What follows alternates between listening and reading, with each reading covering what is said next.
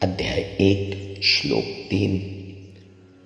दुर्योधन ने आचार्य द्रोण से जाकर कहा, पश्चेताम पांडुपुत्राणाम आचार्य महतीम चमू व्यूढ़ाम द्रुपदपुत्रेण तब शिष्येण धीमता। हे आचार्य, आपके बुद्धिमान शिष्य द्रुपद पुत्र द्वारा व्यूहाकार खड़ी की गई पांडव पुत्रों की इस बड़ी भारी सेना को देखिए। यहां आप ये मत समझना कि दुर्योधन सिर्फ ये कहना चाह रहा है कि आचार्य द्रोण देखो कितनी बड़ी सेना है जो आपके शिष्य द्रुपद पुत्र ने सजाई हुई है। धृष्टद्युम्न द्रुपद के पुत्र थे और वो पांडवों के सेनापति थे। अब जरा एक बैक स्टोरी पे चलते हैं ताकि हमको इस श्लोक का असली अर्थ पता चले। बैक स्टोरी ये है कि द्रुपद जो पांडवों के ससुर थे, द्रौपदी के पिता थे और धृष्टद्युम्न के भी पिता थे। ये जो राजा द्रुपद है और आचार्य द्रोण है, ये दोनों बेस्ट फ्रेंड्स थे, एक ही गुरुकुल में पढ़ते थे और जब ये बहुत अच्छे दोस्त थे तब द्रुपद ने द्रोण को कहा था कि मुझे जब राज्य मिलेगा, पांचाल राज्य मिलेगा, तब हम दोनों मिलकर राज करेंगे। आधा राज मेरा, आधा राज तुम्हारा। बचपन में कही गई बात थी, आई गई हो गई। द्रोण मुफलिसी में अपने दिन काटने लगे, द्रुपद राजा बन गए। एक दिन द्रोण के घर में खाने को दाना नहीं था। वो द्रुपद के पास गए और उन्हें याद दिलाया कि मैं तुम्हारा मित्र हूँ, तुमने तो मुझे आधा राज्य शासित करने का वचन दिया था। मैं तो खाली अभी मुफलिसी में हूँ, तो मैं चाहता हूँ कि तुम मेरी कोई सहायता करो। द्रुपद ने कहा कि मैं तुम्हें मित्र ही नहीं मानता, मैं तुम्हें नहीं पहचानता। द्रोण ने बहुत समझाने की कोशिश की कि तुम और मैं बहुत अच्छे मित्र थे। द्रुपद ने कह दिया कि मित्रता समान वालों में होती है।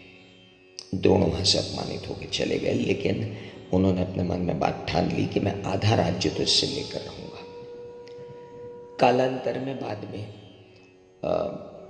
द्रोण पांडवों के आचार्य बने, पूरी शिक्षा दीक्षा दी और पांडवों से अपनी गुरु दक्षिणा में द्रुपद राज्य मांगा कि जाओ द्रुपद पर आक्रमण करो और मुझे भेंट करो पांचाल राज्य।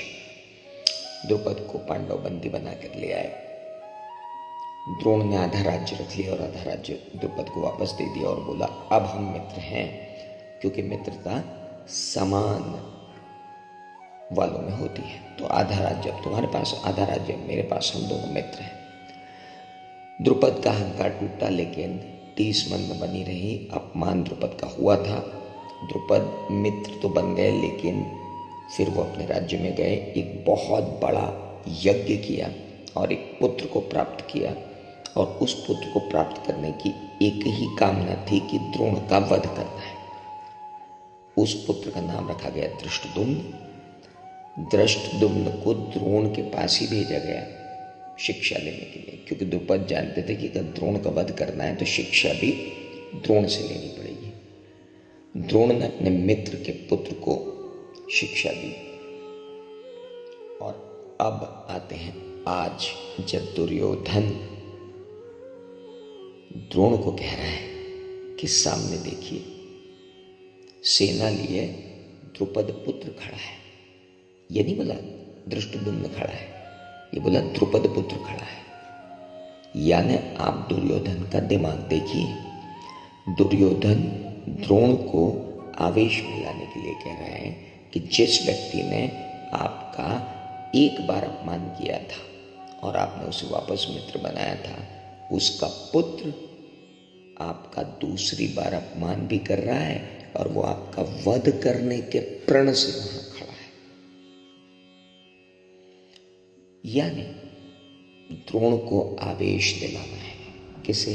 दुर्योधन को। गीता में कोई भी बात ऐसे ही नहीं कही गई है, उसकी एक बैक स्टोरी भी है। तो अब आपको समझ में आया कि दुर्योधन द्रोण को जाकर क्यों कह रहा है कि धृष्टद्युम्न नहीं, द्रुपद पुत्र सेना लिए खड़ा है, जरा देखो, आवेश लाने के लिए। यहां से एक शिक्षा मिलती है, वो ये कि जिंदगी में आपका कोई भी परमानेंट मित्र नहीं होता। हो सकता है जब आप अपनी ड्यूटीज पूरी कर रहे हो तो आपको अपने ही फ्रेंड्स किसी ऐसे दल में खड़े मिले जो आपके कॉम्पिटिटर हो, जो आपके एनिमीज हो, लेकिन धृष्टद्युम्न अपना काम कर रहा है बिना ये सोचे कि आचार्य द्रोण उसके गुरु हैं। आचार्य द्रोण बिना ये सोचे युद्ध लड़ेंगे कि सामने उनके शिष्य हैं। आचार्य द्रोण ने द्रुपद पुत्र को बिना ये सोचे शिक्षा दी कि शायद यही द्रुपद पुत्र उनका वध ना कर दे। तो गीता क्या सिखाती है?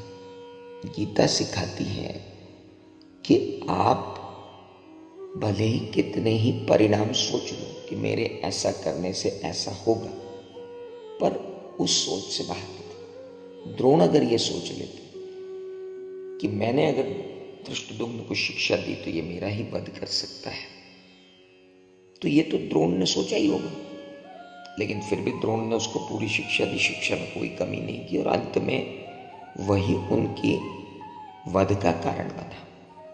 यानी द्रोण ये जानते थे कि नियति को जो मंजूर है वो तो है ही, हमें अपने कर्म करना है। बात यहां जाकर समाप्त होती है इस श्लोक।